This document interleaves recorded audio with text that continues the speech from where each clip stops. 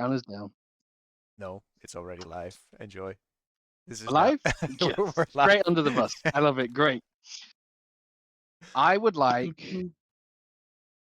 the party to explain what the hell happened last session from their current perspective, please. Starting with Aldrich. Oh. Oh, is mind controlled? I wake up in some water by being caught by a big burly paladin. And then Torbjorn fires a shot in the sky and get pulled into the Fey realm. Into, more specifically, Mary's old house. And there's confusion. Because I don't have my walking stick. And I kind of think Dunbar's gone. So I find a new walking stick. And then just try to figure out with the party how to get back and try and save the world. Okay.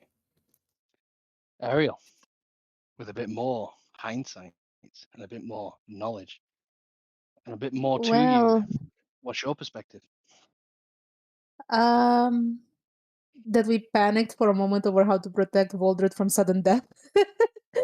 After that, uh, it looked like we had lost. It looked like the Lich would take the staff and do Lord knows what with it until Torbjorn decided to shoot it. And it was extremely volatile, of course, because it was filled with residium and fully charged. So there was a crazy, huge explosion that looked like it would wipe all of us out. So Ariel took everyone one step at a time, focusing on the idea of home, and just took them through the ley lines of the Feywild, and we arrived at Mary's hut. And there we kind of just sat for a bit, rested for a bit. Torbjorn made food, which was delightful. Ariel found this tome inside the mimic chest. In general, she found that Mary's hut answered to her as though she were its master, which surprised her, but like she knew that Mary is part of her now, so she just thought it was that. There was food and merriment to some degree. Like we definitely had some kind of a detensing moment among us, and then we started talking about what we might do next. We aren't sure what the state of the world is. We keep trying to guess at things. In the morning, Voldred, for example, cast ascending at Dan and noticed that he's not answering in a "I'm dead" kind of way. Uh, so we had that clue that he's gone now.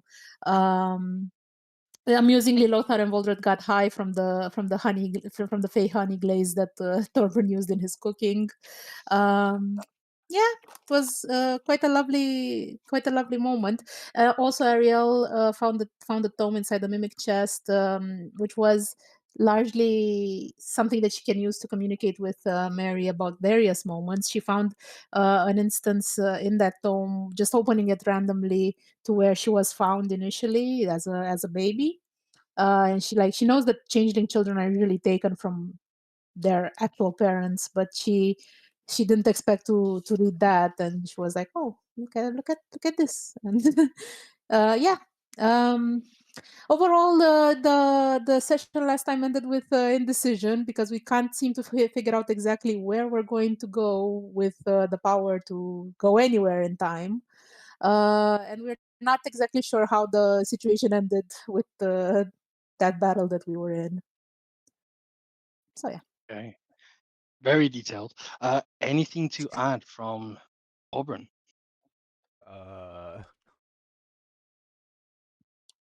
Norman looks out of the window of the house, and the house is moving. The hut, Yeah. as if it's steering us into some direction. But by the looks of it, it's walking in It, circles because we're talking in circles. yeah, exactly. And Lothar, anything else to add? nothing much. He, for the initial part, when towards the end of the battle, um, he figured, well, since we're losing, we might as well throw in one last Hail Mary or Helltorm, setting appropriate, and suggested that, well, let's just shoot the staff and be over with. Whatever happens, happens. And at one point, he remembered just looking at big bright light, then confusingly ending up in the witch's hut, then progressing to be as close to drunk as he will ever get in his entire life due to him being a paladin. Hmm.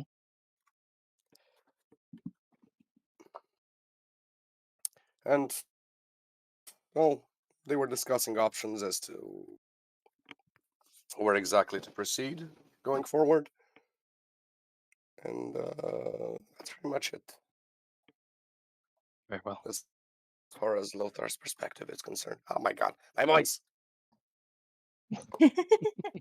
Almost like a raspiness, a setting of realization for both the players and the characters, the end of a long, twisting and winding journey that has gone on for some years now.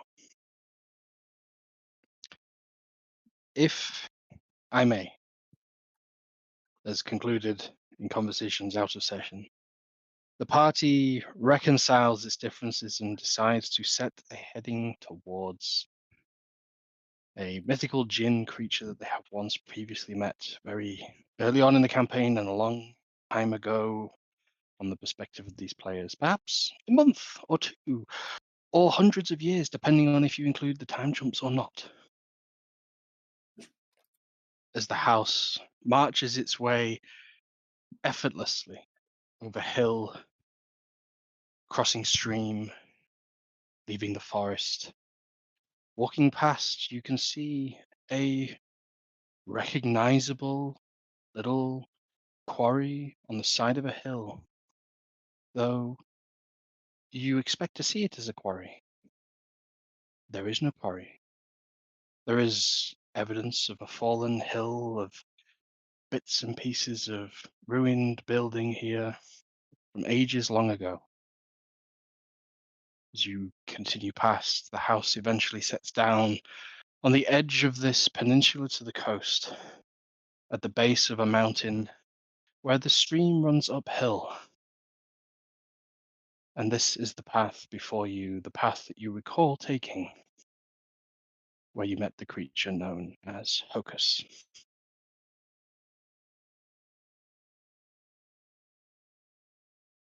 What does the party do at the base of this mountain?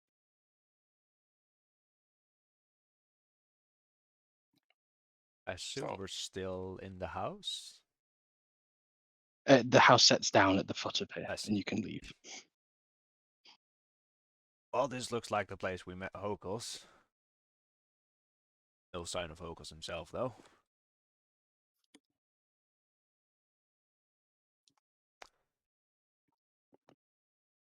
Would Torbjorn remember something that Hokos was wearing? Or a notable Give me a history roll. item, a pendant? History character sheet. A history. A 7. 7. You more remember the riddles, the speaking in clarity for wishes. Confidence was key, and don't audibly announce your thoughts, only your certainties, what you wish to happen. That's what really comes to mind for the time being.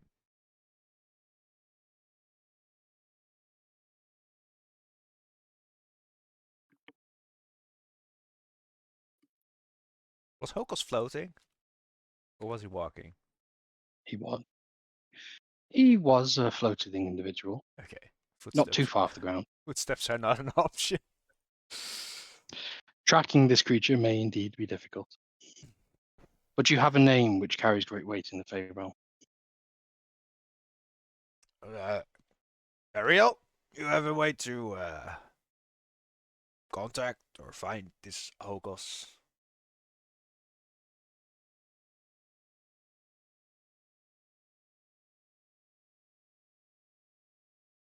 Ariel, you're muted. So she thinks for a moment. She goes like, if it was just me, I would just start walking his domain and eventually I'd find him. Well, I all don't right. think What he are we would waiting necessarily for? hide from us. But mind you, he might perceive me as the hag. Guess you're acting as bait after all. Well, Dormer I'm starts not sure walking. that's their relationship. I wonder how many times he's slighted her, taken her deals away.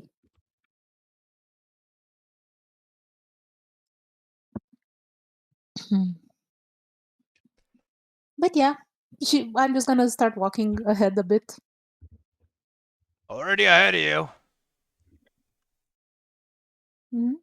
I think this calls for a song. For a It's song. like old times again. I thought you said sun. It's like daylight. It caused Well, daylight. I may not have the Boom, pickaxe, but boom. we can keep singing. Old dwarven song, Torbjorn. You ready? All right. You take the That lead. sounds I'm delightful. finished. Master got me working. Off to the hocus to go back home. There's the... I don't think I've heard that song in As this, years.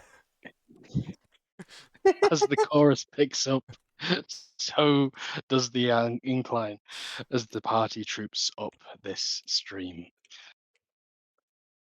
You are at this for some time. It's very hard to judge the present time of day, only really the fact that it is day and not night here in the Fey realm.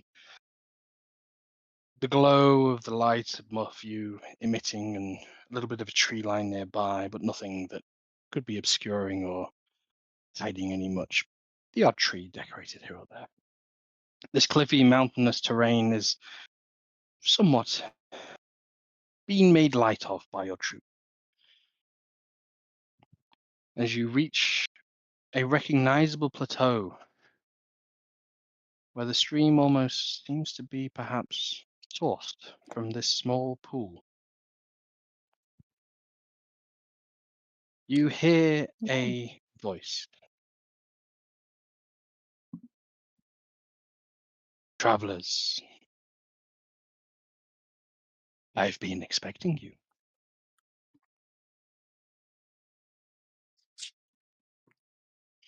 And As a Ariel will shimmering smile and image floats before you yeah. of Hocus the genie. Ariel will smile and say, "I suppose you would be. Are you aware of all time, all the time?" He gives a gentle nod and a smile. Wow, we should have spent a lot longer talking to you. I have all the time in the world, and yet none at all.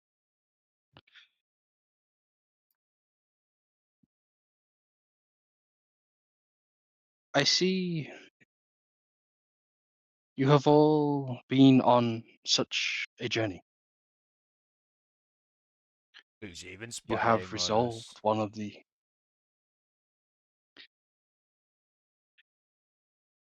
You are also rather easy to read. A journey now almost at the precipice. A book to close and a new one to open. What would you Mhm. ask of me?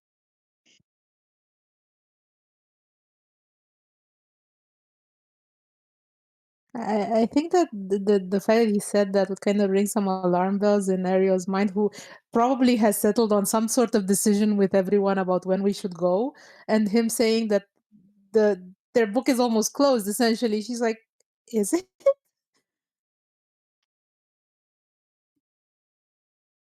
What do you know that we don't? The time was resolved.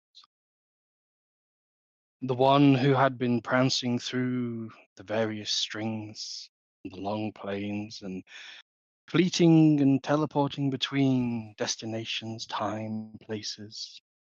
You finally caught him, and he met his match. Is he talking And about now Dan?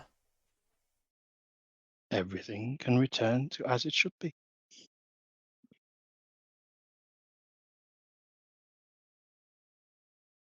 Is it Dan you're I, talking I about? suppose he is.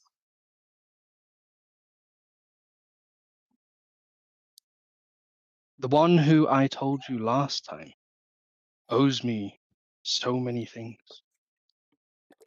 Yeah, you did mention that.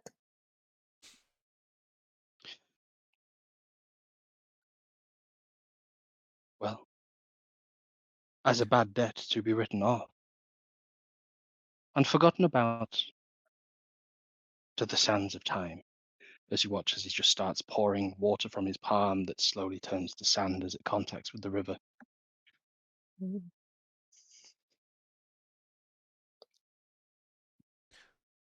So what about our world, timeline, whatever you call it? Is as it should always have been. I love how that's such a non-answer. Lothar I just suppose it's nods up in to the us back. to see. But And so our recourse is to what? Just pack up and leave? That's it? Unless you wish to what stay. And he looks at happened? Ariel. Oh, I'm staying, but never mind that. What happened to the battle? How did it end? I believe you refer to it as the Battle of Ruination. Yeah, and what Ruination happened? concluded.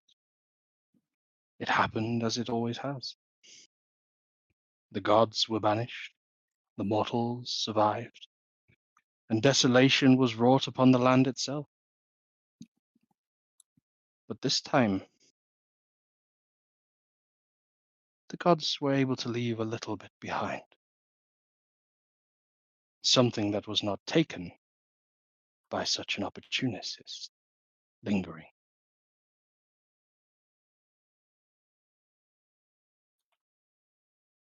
What did the gods leave? Hmm.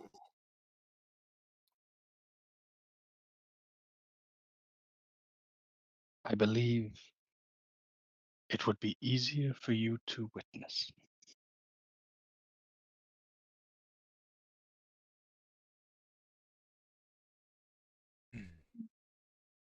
Hmm. So that's it then.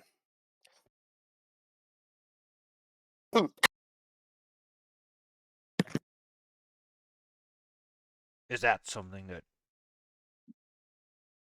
you can do for us? He points to the pond, this source, and you watch as it rises up and arcs into almost like a vertical waterfall running upwards, and then parts midway, and you just see this watery illusion of like a wormhole before you. You step forth through and travel on this strand.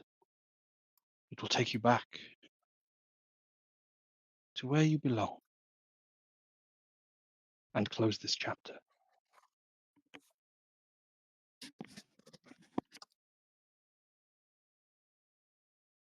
Hmm. Hmm. Or I belong. Isn't that a question?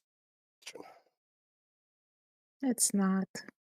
You were away from home all of this adventure. Last I remember, I didn't have a home, so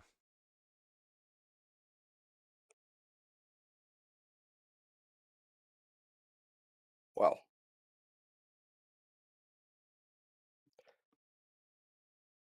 with all of this spent, there is someone I want to check up on. Mhm. Now that you And they will mention be it. Anyone going to the Golden Keep? Well, I have something in mind. It's a decent place to start, I guess. I'll visit, but return here. So, question.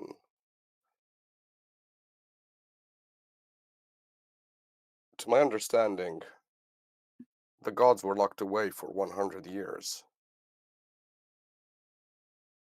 What happens when that 100 years expires?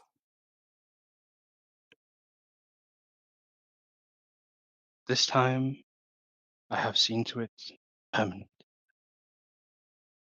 The mortals have demonstrated they still need guidance, but they do not need that power.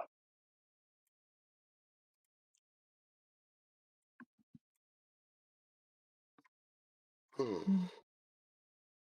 More distant gods then? But they're still around? When we go through You that can portal, when will we arrive specifically? Relative to ruination, I guess. no earlier than when you first set upon your quest. Torben starts scratching his head. At the very start. Do you have a clue what that At the was? very start. Mm, Wasn't that hmm.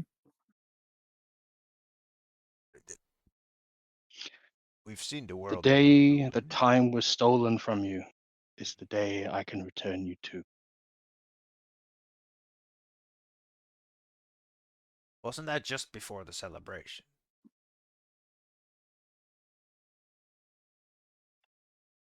He gives a nod.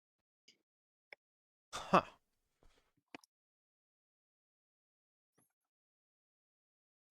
Which celebration? The 100-year celebration of the ruination. Yeah. You really are thick in the skull, aren't you? I forgot we ever celebrated anything. It's just been a long, long journey. Well, by the looks of it, it's only been a day.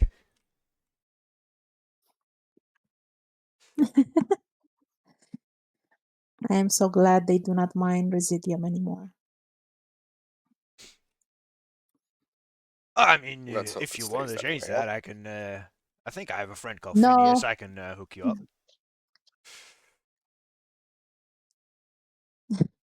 No. All right. It was an aberration when we first saw it, and I'm glad it's no longer coming to pass. Torben is gonna give a sly eye to Hokos.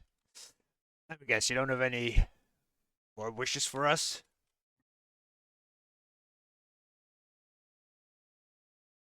I have one to bestow to each of you, Oh, well, would you look at that? though you must pass one last test to earn it. Oh. Riddle me this. A manling, 2 Dowikin, a former chosen of the gods, and a homeless orphan gifted with the blessing of change. Walk into a lake or mountainside. What would they ask for?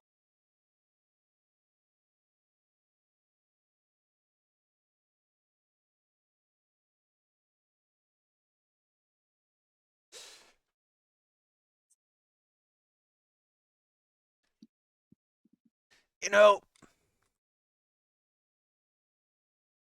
this is why it sounds like it's for me. what I could do with some of your finest beef, potatoes, carrots, peppers, and paprikas.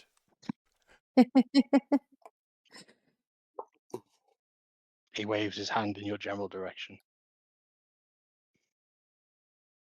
and turns to the rest of you.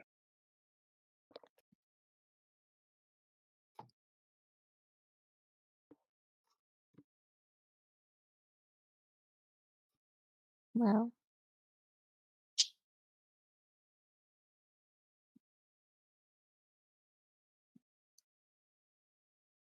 he kind of ushers Lothar and Voldred to speak.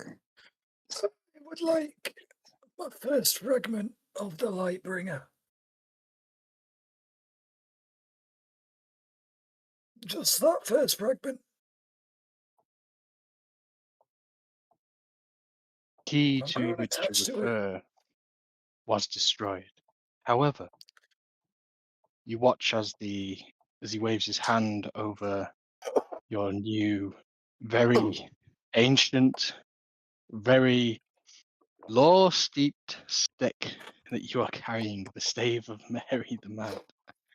As you watch as it shapes and shifts and morphs down into the same walking stick that you had at the beginning. Oh, yeah. Oh, eases the back of the happy days. Gosh, dwarves are easy. He should just comment in a very hag-like fashion. As he turns to you, Salothar, expectantly.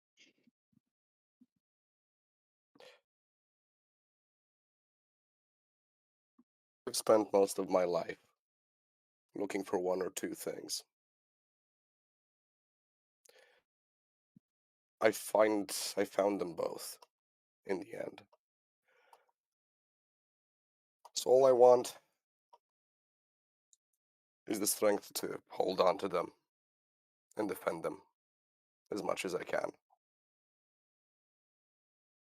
You know the things I To speak your of. dying breath,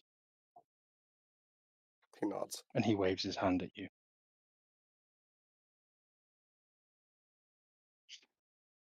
He turns to you, Ariel, Seal, Mary. To the two of you, what would you ask? Well, we have a lot to. You hear in your voice, We have a lot in your mind, to fix. A lot to mend. it's a little bit cramped in here too. It is. It is. She'll answer to Mary as well, even though the others probably didn't hear that.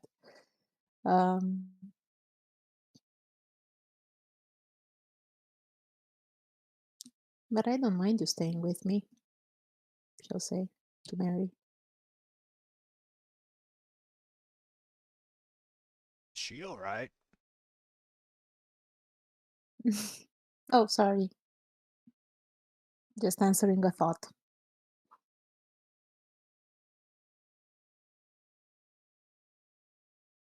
Thought goes through your mind that clearly one of Mary's, as she makes her request.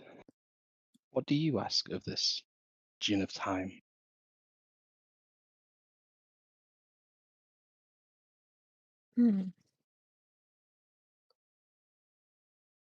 For enough time, I suppose, And to so do it shall everything that be. we must. Mm-hmm. And he waves his hand in your direction. You watch as he shimmers and vanishes. And this voice in your head, Ariel, as Mary simply says, "Well, I never thought meeting AO was going to be like that."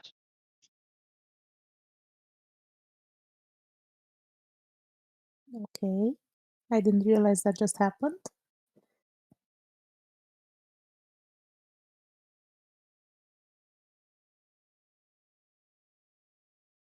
Should we tell the paladin? His mind might explode. The portal begins to shimmer, looking like it starts to destabilize. What do the party do? Guys, looks like time's running out. I don't know what you guys doing, Well, but I'm out of here. So where to, Torbran? I don't know. Do we get to choose? It takes you to the moment when we met at the celebration. Well, Well, guess I'll see you in the off we. Gold Citadel Square area, maybe. Oh, If they remember. We don't hear that. What did do we? the can you I'll please be on the repeat what she docks. said? If they remember, is what you hear. If they remember, yeah. That's true. Yeah. Should we go? Can we go without everyone seeing you? I'm banished to this realm. Oh, interesting. Then I'll return.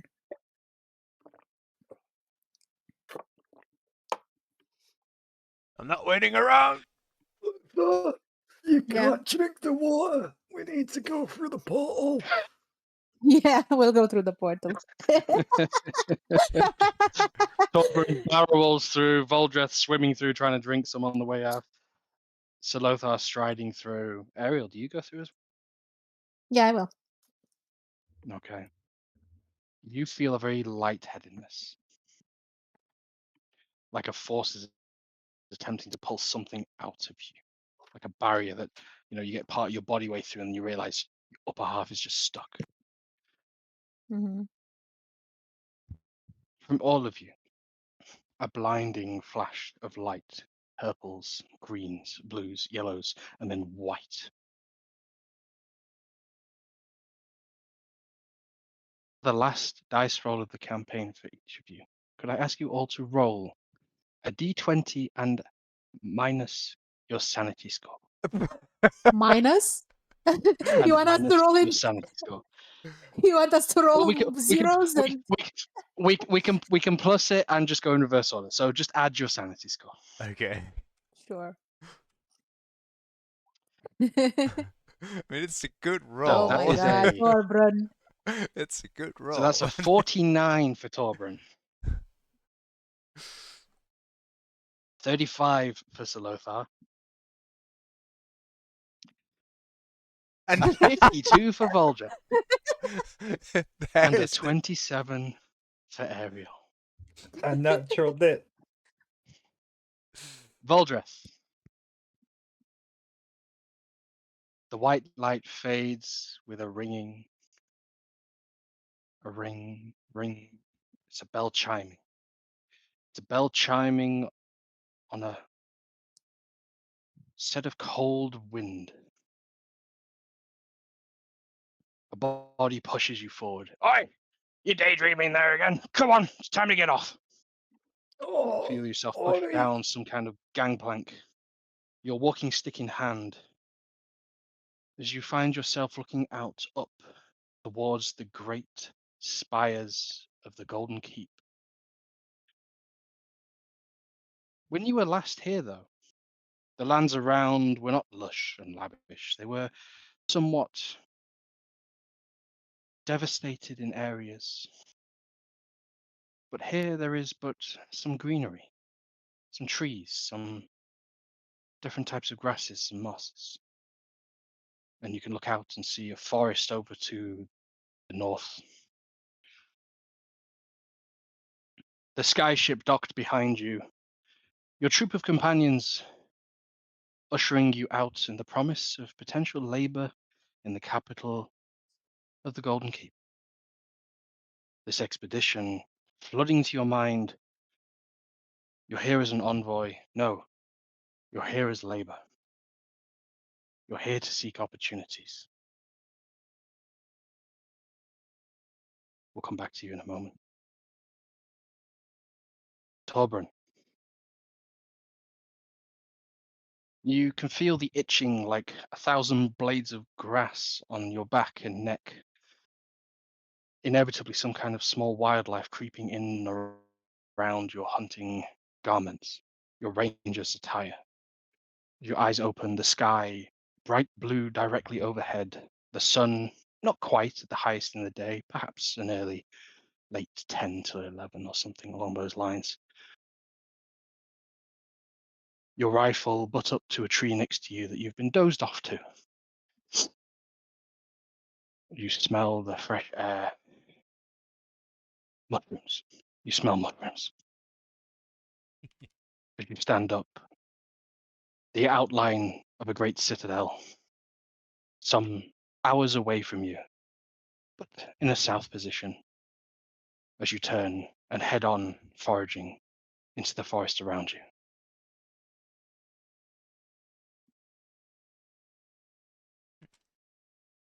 Do I have the So Lothar. memories? Okay, now continue. We'll answer those shortly. Mhm. So Lothar, as the light fades, there's the sound of giggling, the sound of laughter, the sound and then touch on your skin. As you feel a hand turning your cheek and this pillow to the right. As you lock eyes with her, a smile across both your face is so rudely interrupted by a pillow slamming down on your head as a young one runs off out of the room.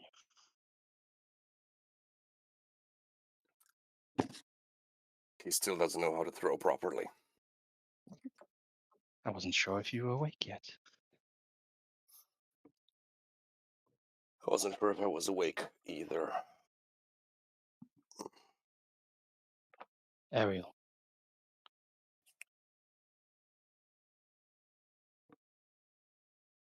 You find yourself looking out in a courtyard of this tavern you've been staying in. A city with so many people. And this visage that you're currently wearing, soft, fair-skinned, rather attractive human female. One that we have seen you wear several times.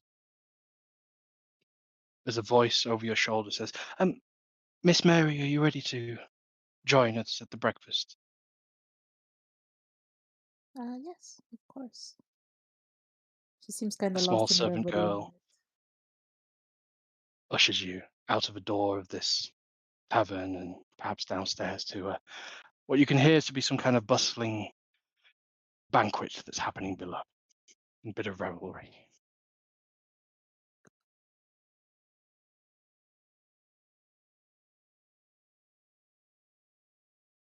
To each of my players, I open the floor and say, this concludes the setting of AoA Campaign 3.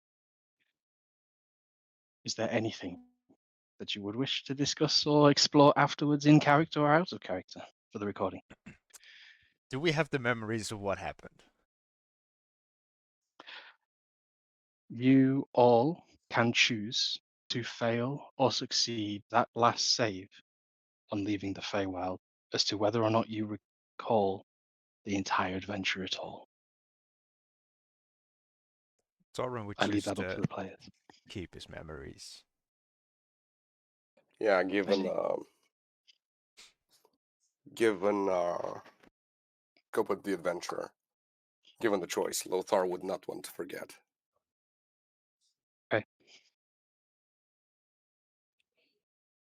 Obviously, Aldrich? I would want to remember. It's No, part of everyone her would goals forget. now. Yeah, it's part I'd of her remember. goals now. Yeah. So all of you would remember. Mm-hmm. But all of you find yourselves on your tasks, on your lives, on your pre-ambitions before this campaign started, in truth. There are several exceptions. I'm sure Sir Lothar would be reading tomes, or a familiar tome that he has read many times, the legendary scriptures of the last Seneschal, Though there's an extra chapter,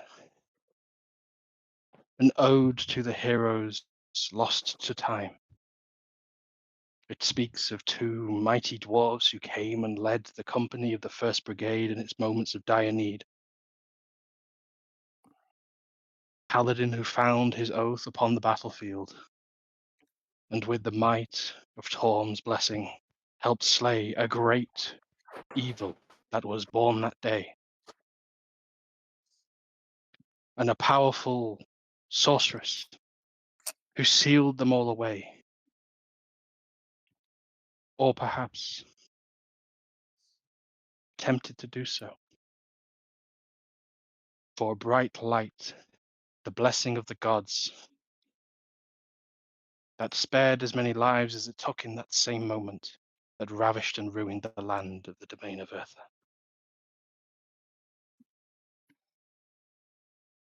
An ode to those lost to time. And it was laid bare that the teachings of Torm should continue. It was laid bare that the gifts of the Wild Mother should be upheld, and the land made renewed in all aspects. And each of the gods pledged to bequeath some aspect of assistance as they parted this realm by choice, after witnessing the ruination that they had wrought with but an aspect of their power.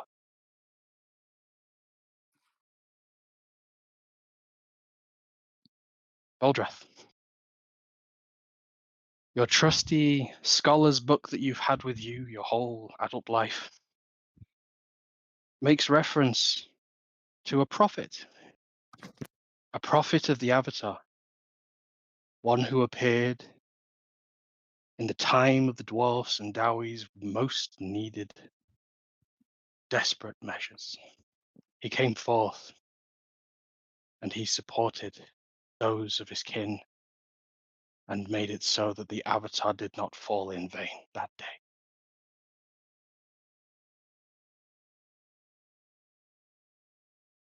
Torbrand, would you have perhaps, in your continued journeys, ever venture back through to the realms at which you were stationed with the 2nd Brigade? Not really. No. Okay. Or perhaps go visit the domain of Eartha, or perhaps not Port Kiln, sorry, Dunbar. Number. No, after the ruination. So he was stationed in the mountains southeast of New Earth, huh? During the You ruination, were. he traveled through to New Earth, arriving late, and then he went north to the Dominion, and then he sort of went clockwise around I, the Earth until he arrived at I, the Golden Keep. I'm asking, upon returning to the Golden Keep, where would you travel back? Would you ever double take over any of those paths? No, because he went straight to the Golden Citadel from Orkrop and the islands in the ocean next to it. Okay, to the player, I'm asking, in the next 100 years The of your life, future. do you ever go back to your lands? Oh, yep, probably. Yep, good. Okay. Would you have revisited where you were stationed at the 2nd Brigade at the Battle of Ruination? Probably, yeah. Very well. As you ascended that peak, an unexpected sight befalls you. There's about a 20-foot statue of a dwarf with a hood, somewhat featureless face, a long-barreled rifle with a great big gem at the end of it. And there's a plaque at the base that says, "Legends told of the 1st Brigadier General who came when the Dowie needed and will return should they need him again."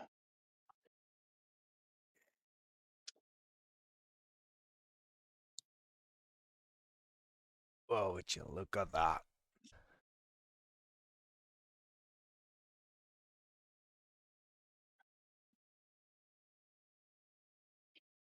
Looks like it made a difference after all.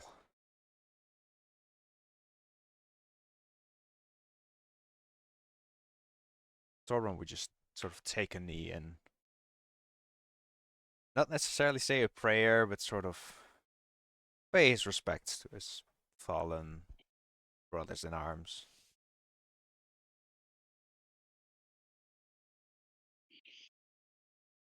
Before moving on with the rest of his life. Very well. Is this happening after we return? Or is Yes. this right, okay. Because then there's something else that Thorin would be doing. Very well. I was going to open the floor next to say, is there anything any of the characters would like to say happens in their future endeavors? So we'll start with Torbjorn. There's a very specific reason why I wished for what I wished. The storeroom would use those ingredients. Basically, he would start at the Golden City. If he could find the rest of the party, he would meet up with the rest of the party for a sort of talk the situation over, and then say his goodbyes. And he would search, starting with Golden City and then to Orkrop. He would search for a specific sky ship. Very well. I think we all know which one. Yep. And those ingredients just happen to be the ingredients he needs to make a Dominion special. Thorbjorn's story would probably end with him walking with a pan steaming with food into a certain captain's quarters. Mhm. And that's probably where his book closes. Very well. Beautiful. Nice.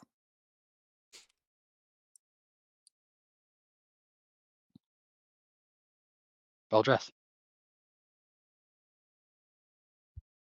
Yes. What else would you get up to on returning back to your time that was taken from you? So for the labor that he went to the Golden Keep for, that would have been probably changed to give a sermon about the profit of the Avatar, Very well. instead of actually labor at this time. And then once that's completed, returning to Dunbar to continue his duties over there.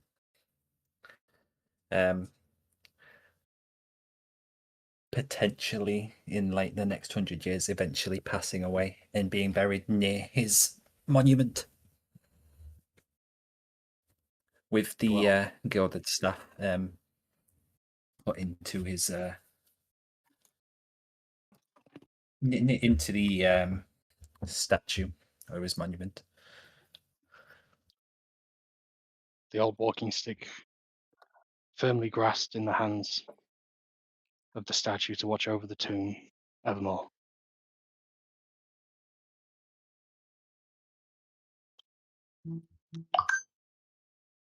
So Lothar, how many kids do you have by the end of it all? So to put this in, a proper frame.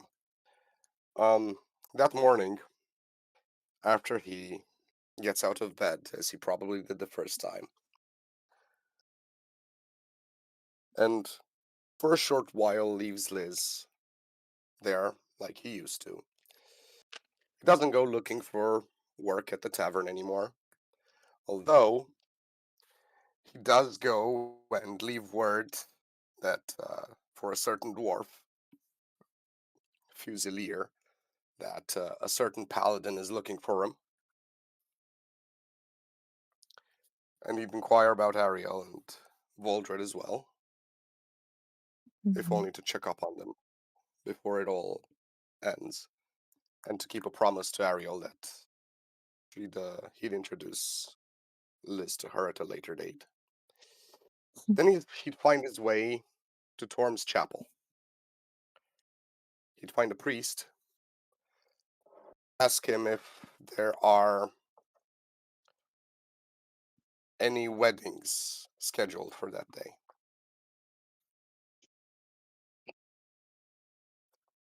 And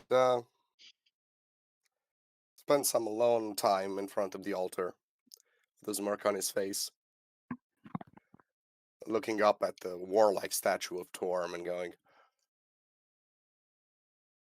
yeah, that was a neat trick. I'll give you that. I'll give you that. With that out of the way, he's going to return to the pleasure house, toss a bag of coins on the matron's table and go, she's free. Count them or not. Whatever's in there is enough or I'll burn your establishment down.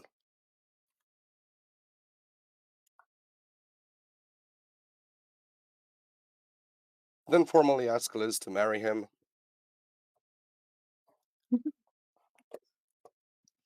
Introduce her to his friends.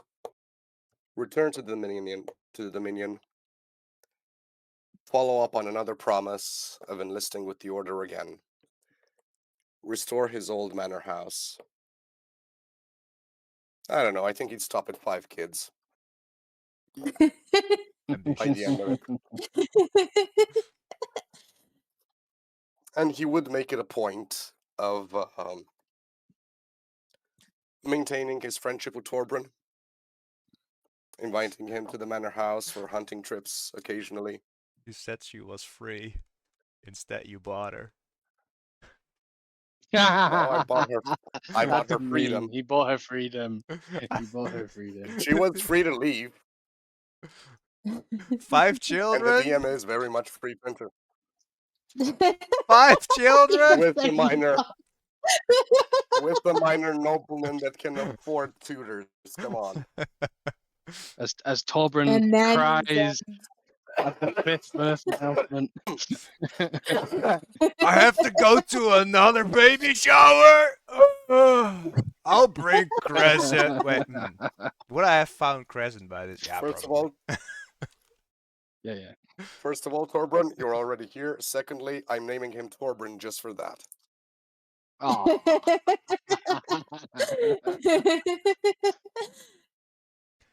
You're gonna make me outlive your son? Stoic dwarf. Yeah, take that. He says, laughing before pouring another jug of wine.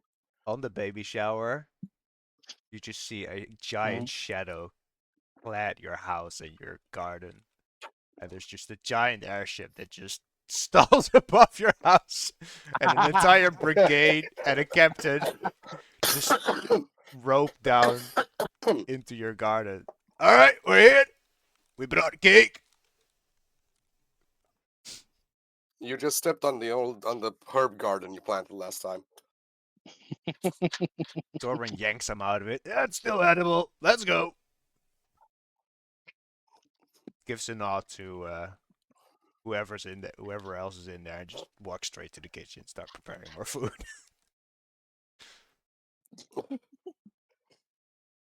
Yeah, seeing how there was absolutely no way any other friendships could come close to the kind of bond he shared, he'd maintain his friendship with everyone.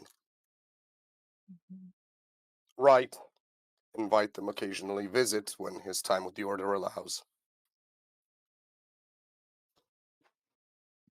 And I think that would be the end of the poor knight's story. In Ariel's case, you would be visiting the Feywild because that is and always has been her home. I think she would still travel between the material plane and the Feywild, but mostly when she needs a break.